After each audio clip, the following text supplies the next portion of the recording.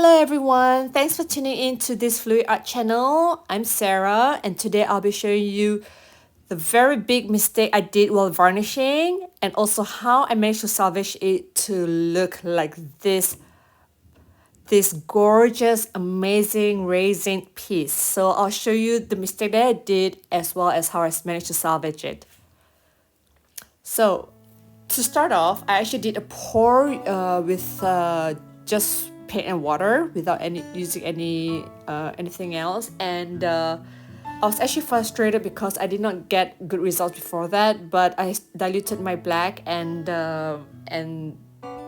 bam, the cell just pop up by itself when I blow it over with the hairdryer. Can you see all these cells? Like, they're just so beautiful. This is just paint and water, nothing else. And this looks so amazing. So I did not record how I blew it after that because this is actually my third pour. I made two big mistakes before that. Yeah, I'm just gonna show you how I varnish this piece when it's dried. So this is the dried version. I let it dry for about a few days, and there are a lot of holes in this painting. There are so many holes when it dried. I think probably because I scraped the paint not clean enough off the canvas, and I did a pour again, and probably that's why all this crazy happened. But it's okay, I still like it. I still think there's charm to it, even though there are a lot of crazing to it. I love the colors, I love the cells, and I'll also love the holes. So now I'll try to varnish over this with a Liquitex High Gloss.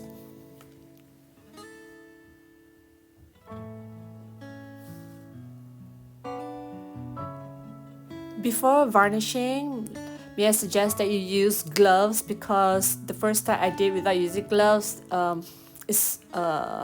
the high gloss varnish really sticks to your hand and causes a lot of rash and skin problems to my hands. So please wear a glove and gently shake the varnish lightly so that it won't cause any bubbles. And then, okay, I'm just going to splatter some on the painting and use the glove to just rub through it. Now there's pros and cons doing this. The first time I used gloves to varnish my work, the work turns out amazing. But this time when I varnish it, I did not let it dry before I put on a second coating. Never do that unless you want to create old leather look to it, because you get a lot of wrinkles. I'll show you to later. But you should always let the first coat dry first before applying on the second coat. So let it dry about 2-3 hours before the second coat would be great. But I did not let it dry, and I just poured the second coat over it, and yeah, you can see that it's starting to crack. Can you see? It is not smooth. So this is the result when it's half dried. Instantly crack on the spot. The layers of varnishes just started to crease like this. So it looks like an old leather. It's very rustic. So if you want to achieve this kind of look, you know what to do by just, making a big mistake there. Yeah, just look at the final result. Wow, it looks like a really old antique leather that has been wear off for many years. So I actually kind of like it, to be honest. I love the textures on it, but I think it's a bit too much. So look at all the cracks and all the crease from the varnish. So that is my big mistake. But what I'm going to do now is to salvage it by putting on a clear coat of resin, and let's see whether it'll work. By the way, I let this painting dry for at least 2 weeks, and yeah, 2 weeks or more. so that it's fully dry before you resin over it. So let me just prepare the mixture of resin. So you have to read the bottles of each resin because every resin has different ratio. I use the Korean resin, and the ratio is 1:1. So I'm just gonna mix that together. If the mixture is still not translucent like this, you have to make sure that you stir it until it becomes clear. And the only way to avoid getting a lot of bubbles is to stir it as gentle as you can. But if there are bubbles, don't worry about that too. You can always torch it later with the torch. So now I've prepared this mixture. I'm just going to pour it over my painting.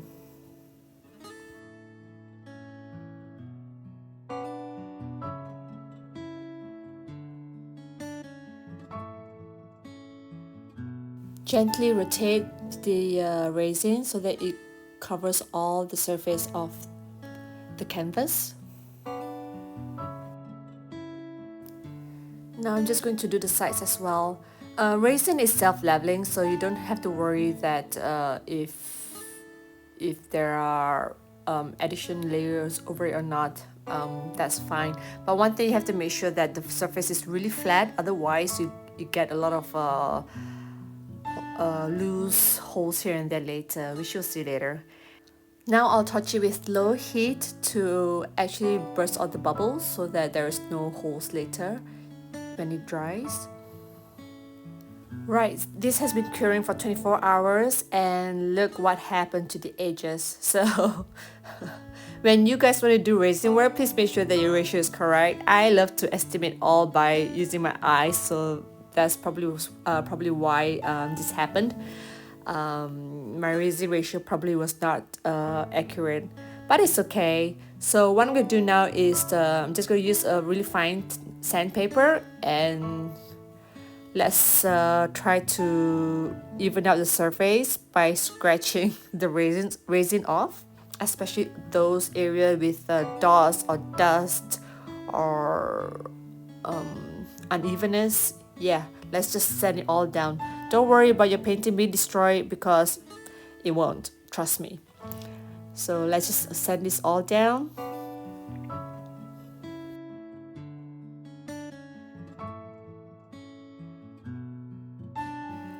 Now I'm just going to spray some water and clean it with a clean wet wipe to get rid of all the dust from sanding. We need to get rid of every dust because every single little tiny dust on the surface can cause the resin not to stick properly. So make sure that everything is off the canvas before pouring on a new coat of resin. So this time I measure properly because I don't want to waste any more resins, and I'm just going to even it out all over the surface of the canvas. Please make sure to take care of the edges and the sides because they're very important. So what I do is I will just flatten down the sides so that the resin will curve up like a dome. So this is just my theory. I don't know if it actually works for all, but this is self-leveling, so I don't think you need to worry too much about it, but just take care of the sides and make sure that it's covered evenly.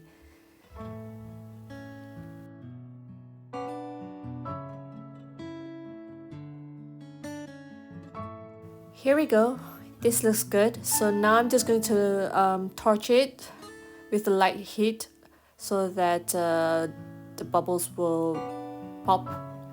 And then I'm just going to let it cure for 24 hours and let's see how it turns out tomorrow. So this is it, guys. Another 24 hours later, there I have it. This looks amazing. Just look at it shines so brightly. And look at all the crease textures from the Liquitex Art Varnish. I love this piece. There is an old rustic look to it, but it's also modern art and it's new as well. So So I love it. I love it so much, and I think I made the right choice by putting a resin coat over it. And now that, can you see the textures of the crease part caused by the varnish? At the same time, there is a resin surface over it, so this just looks spectacular. I love this piece and it turned out really beautifully. Please let me know what you think about this video, and let me know if you like it and if you don't like it, and please let me know whether you like the crease that is caused by the varnish too. Would love to hear from you. And just look at this part. Wow. So please let me know if you like this or not, and I would love to hear from you. Thanks for tuning in. Please subscribe to my channel if you have not, to get the latest updates for other videos. And please comment. I would love to hear from you, and see you soon, guys. Bye.